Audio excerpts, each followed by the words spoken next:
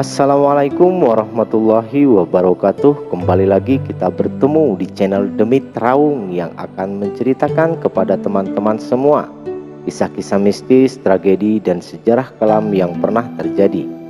Kegaduhan Sampit adalah kegaduhan antar etnis yang terjadi pada awal Februari 2001. Kegaduhan ini dimulai di kota Sampit, Kalimantan Tengah, yang kemudian ke seluruh provinsi termasuk Palangkaraya. Kegaduhan ini terjadi antara suku Dayak asli dan warga migran Madura. Para transmigran Madura telah membentuk 21% populasi di Kalimantan Tengah. Akibatnya Kalimantan Tengah tidak puas dan mereka terus tersaingi oleh penduduk Madura. Karena adanya permasalahan ekonomi ini terjadi perselisihan antara orang Madura dan orang Dayak. Ketegangan terus terasa di Kalimantan Tengah menyusul kerusuhan antar etnis yang diperkirakan menewaskan 500 orang dan menyebabkan 80.000 orang terpaksa meninggalkan rumah. Menurut laporan orang-orang setempat, ada komplotan orang Madura yang baru saja tiba berkeliling Sampit sambil mengatakan, "Matilah orang Dayak." Orang-orang Dayak mengungsi keluar dari kota untuk berlindung atau mereka bersembunyi di gereja-gereja. Setelah berita itu menyebar, orang Dayak dalam jumlah besar kemudian kembali ke Sampit untuk membalas dendam. 6 orang tewas. Kerusuhan menyebar dengan cepat ke kota maupun kampung sekitar dan mencapai ibu kota provinsi Palangkaraya yang terletak 220 km sebelah timur. Dalam sebuah insiden terburuk saat kerusuhan, 118 orang Madura yang sedang dalam perjalanan ke Sampit dihabisi oleh orang Dayak di kampung Parengian, tepatnya pada tanggal 25 Februari dan pada tanggal 2 Maret. Kegaduhan cukup rendah sehingga memungkinkan kunjungan Wakil Presiden Megawati selama 30 menit ke pengungsi di Sampit yang kemudian diikuti dengan kunjungan singkat Presiden Wahid. Bagaimanapun, ketenangan yang relatif itu hanya bisa tercapai karena sebagian besar pendatang orang Madura sudah bersembunyi di kem-kem atau mereka sudah mengungsi ke Banjarmasin, ibu kota provinsi tetangga, atau sudah dievakuasi ke Jawa. Kegaduhan berlanjut setelah kunjungan Presiden Wahid di mana 6 orang demonstran Dayak ditembaki oleh polisi. Pada tanggal 22 Maret terjadi lagi kerusuhan di sekitaran Kabupaten Kuala Kapuas. Sebanyak 17 orang lagi dilaporkan tewas. Dan banyak rumah serta harta benda yang habis dilululantakkan. Banyak orang Madura meminta perlindungan polisi. Polisi pun mendapat perintah tembak di tempat terhadap para perusuh. Dan pada bulan April kegaduhan pun kembali terjadi. Kali ini kegaduhannya ada di kota Waringin Barat. Menurut polisi setempat, kegaduhan diawali oleh sekitar 400 orang yang tiba dengan menggunakan truk dari arah Sampit yang berhasil menerobos para polisi yang mencegah mereka untuk memasuki kota. Mereka mulai menghancurkan rumah-rumah orang Madura sekaligus menciptakan arus pengungsi lebih lanjut. Kembali ke Sampit, orang-orang Dayak bentrok dengan polisi pada tanggal 10 April. Ketika para pengunjuk rasa yang marah memprotes penahanan dan penembakan orang Dayak. Para pengunjuk rasa menuntut agar semua polisi mundur dari kota. Saat itu kelompok hak asasi manusia mengkritik kelambatan dan ketidakefektifan tanggapan polisi dalam mengatasi kerusuhan dan menentang anjuran yang didukung oleh beberapa pejabat di Kalimantan. Mereka menganjurkan evakuasi pada orang Madura. Sementara itu, sebagian pengungsi menolak meninggalkan Kalimantan dengan mengatakan mereka tidak punya saudara di Madura dan Jawa Timur. Dalam sebuah pernyataan bersama yang dikeluarkan tanggal 1 Maret, 9 LSM Nasional mengkritik pemerintah dalam bentuk penyediaan kapal untuk mengevakuasi pengungsi dan memperingatkan bahwa hal itu akan menyebabkan memperluas benih-benih kegaduhan di seluruh Nusantara. Sejumlah usaha ditempuh untuk membawa pihak-pihak yang bertikai ke meja perundingan dan mengurangi ketegangan. Hal ini mencakup pertemuan di Jakarta antara pemimpin Dayak dan Madura pada tanggal 22 Maret.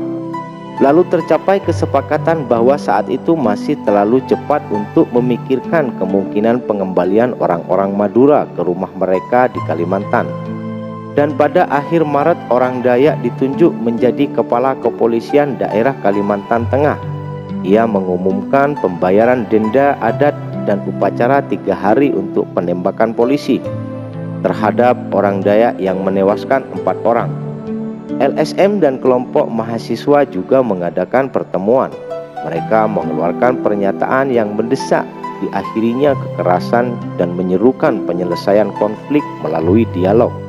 Rencana lebih lanjut mencakup Kongres Kalimantan dan Kongres Dayak di wilayah tetangga Kalimantan Timur dan Barat, hingga pada inisiatif untuk mencoba mencegah maraknya kerusuhan etnis di sana. Sebenarnya penduduk Madura sudah tiba di Kalimantan Tengah pada tahun 1930 di bawah program pemerintahan Belanda. Namun lambat laun suku Dayak mulai resah akan kehadiran orang-orang Madura. Terlebih aturan hukum memungkinkan bagi warga Madura untuk memperoleh keuntungan terhadap banyak industri komersial di provinsi tersebut, seperti perkayuan, penambangan, dan perkebunan. Sebenarnya penyebab utama dari konflik antar masyarakat adat dengan pemukiman Madura adalah pembangunan yang dipromosikan rezim Soeharto. Selama 30 tahun lebih, sumber-sumber daya alam termasuk hutan dan tambang Kalimantan diberikan kepada elit bisnis yang berkuasa. Masyarakat adat Dayak secara sistematis ditolak hak-haknya atas tanah dan sumber daya alam.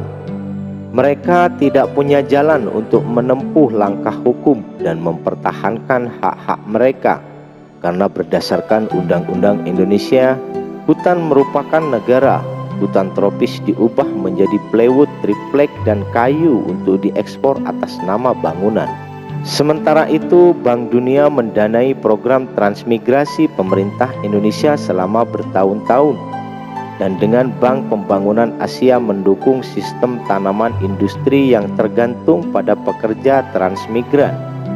Transmigrasi ke Kalimantan Tengah terpusat pada bencana proyek raksasa di Kalimantan Tengah yang ditunjuk untuk mengubah 1 juta hektar lahan gambut menjadi lahan pertanian padi, sehingga suku Dayak yang beraneka ragam menjadi korban dari perubahan yang besar dan pesan selama dekade terakhir.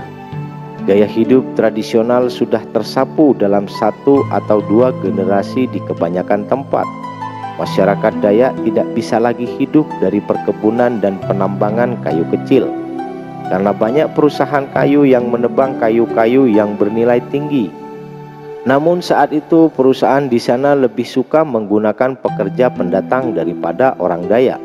Banyak di antara mereka adalah pendatang spontan, orang-orang dari pulau-pulau lain yang mencari kesempatan untuk mendapatkan tanah dan membangun usaha dagang kecil. Hal tersebut menjadi permasalahan ekonomi hingga menjalar pada kegaduhan antar kedua belah pihak. Insiden kegaduhan meletus pada tahun 2001. Kegaduhan bermula saat terjadi serangan terhadap orang Dayak.